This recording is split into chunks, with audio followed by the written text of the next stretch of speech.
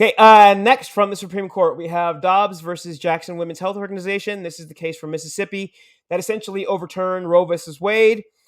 Initially, the case wanted to challenge the state's ban on abortion after 15 weeks, which was inconsistent with the legal standard based on Roe, and Casey versus Planned Parenthood, which had established the standard at bans on abortion after 24 weeks. And the state primarily wanted to maintain this 15-week standard, but once Amy Coney Barrett was confirmed, they then actually asked for Roe and subsequently Casey to be overturned outright by the Supreme Court, and that is exactly what happened.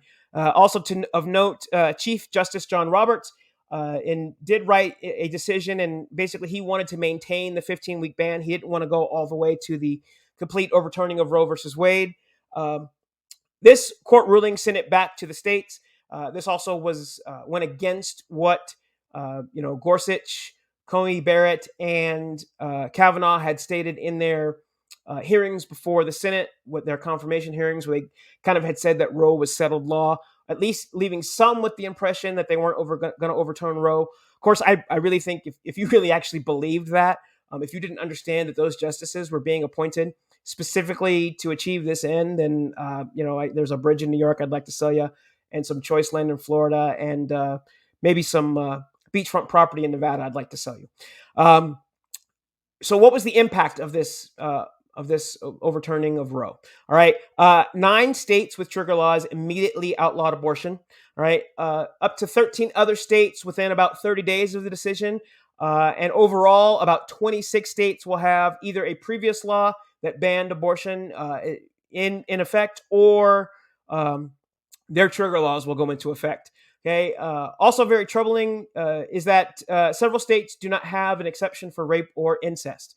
Okay. Those states include Arkansas, Alabama, Kentucky, Louisiana, Mississippi, Ohio, Oklahoma, South Dakota, Tennessee, Texas, West Virginia, and Wisconsin.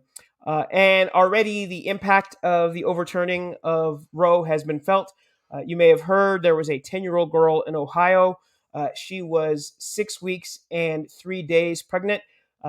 Being that she was 10 years old, it shouldn't surprise you. The pregnancy was a result of her being raped, allegedly by her father. And she had to leave Ohio and go to Indiana in order to have the abortion. Some other changes that automatically went into effect. The last abortion clinic in North Dakota is moving to neighboring Minnesota. Also, many states who have already outlawed abortion are now calling for a national ban, also calling for prosecution of women who travel to other states to have abortions. This particular point has now had many, telling women that, if you have an app on your phone, many women use an app on their phone to track their menstrual cycle. They're saying you need to delete that app. You also, if you have a phone, you need to know that phone tracks where you are at all times. There's also other kind of information on your phone. You now have to become more concerned with what information your healthcare provider is willing to release. And I think if any of these laws do get put into effect, and which it won't surprise me if some states do, they'll certainly face some stiff legal challenges. I don't know. I don't think the court will go that far and say that you could prosecute a woman going from one state to another. Personally, I think the idea is preposterous, but people are calling for it. You also now on the other side, you have major corporations stating they will help fund travel for employees of theirs who are seeking abortions, who, because of the changes in the law, now have to go out of state. And I do think that I want to talk a little bit about personally where I am with abortion. I personally don't believe that it should be a form of birth control. Okay. I think some of the issues with the way abortion law stood prior to the overturning of Roe that dealt with the father. If you were the father, you were obviously you took part in the act, and so you were tied in. But if you were a father who wanted to raise your child, there was no mechanism in place for you to force that to happen. And I think part of the reason why is because then you're imposing something on someone else in their body. Okay. And I think, even though there were some issues regarding that, fathers, you're 100%, responsible, as you should be, but you couldn't There was no path for you to have your child if the woman who was pregnant decided that she wanted to terminate the pregnancy. But I don't know how you solve that, because it's somebody else, has to have the baby. But ultimately, uh, where I'm at is this idea of body autonomy. Okay, and I'm going to share with you an example of body autonomy that I think kind of uh, captures why.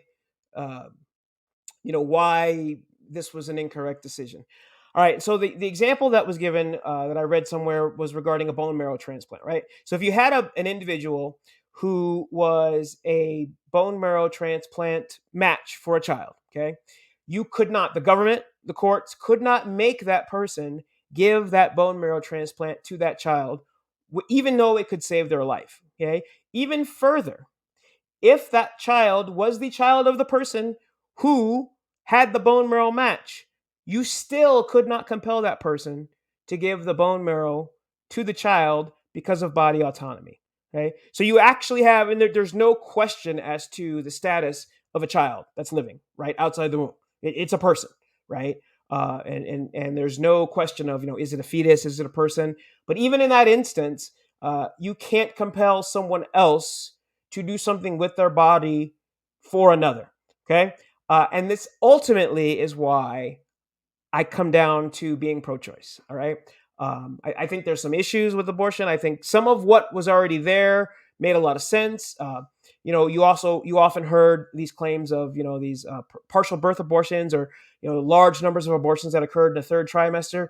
There were actually I think it was 80, 88, maybe 90% of all abortions were already performed in that first 24 weeks. Uh, you know, uh, Even a 6 week ban, most women don't even know they're pregnant in the first 6 weeks. So even a 6 week ban basically makes abortion illegal. And this idea of body autonomy, again, is really why I sit where I do in terms of being ultimately pro-choice. Just again, you can't tell someone else what to do with their body. All right. And what are the additional concerns from this? We kind of mentioned that many are calling for this national ban now on abortion. Former Vice President Mike Pence is one of the ones sort of leading the charge on that. Um, Also, really disturbing was that the way that the court came to this decision, they basically established a legal standard that denied the right to privacy. Okay, this calls into question other cases. This calls into question Lawrence, which deals with how you may have sex with another individual. Obergefell, which deals with same-sex marriage. Some people have even extended to Loving versus Virginia, which is interracial marriage, which made it basically legal everywhere and need to be recognized all throughout the United States. And then you have statements from Justice Thomas, which basically was saying, with respect to Lawrence and Obergefell, hey, bring me a case. So while there was no ruling, and Alito tried to sort of say, well, we just sort of applied this to this standard, we're not really going after those. You now have Thomas kind of hinting at the idea of like, hey, if you could bring us a case along these lines, that we may be ready to move in that direction. I'm really, conservative most of my life. This idea that we want to keep the government out of our bedrooms and that we have this right to privacy is something that I had heard championed by conservatives often. Yet now we've seen with this desire to have Roe overturned, and now the manner in which it was done, that they seem to be okay with giving this up. And anytime you start giving up rights, and I mentioned this before, kind of harkening back to the January 6th committee hearings. One of my concerns was watching the committee, and why it was important was, are they going to make any efforts to try to get us to give up rights, right? These are things you don't want to give up, all right? And that's a major area of concern here.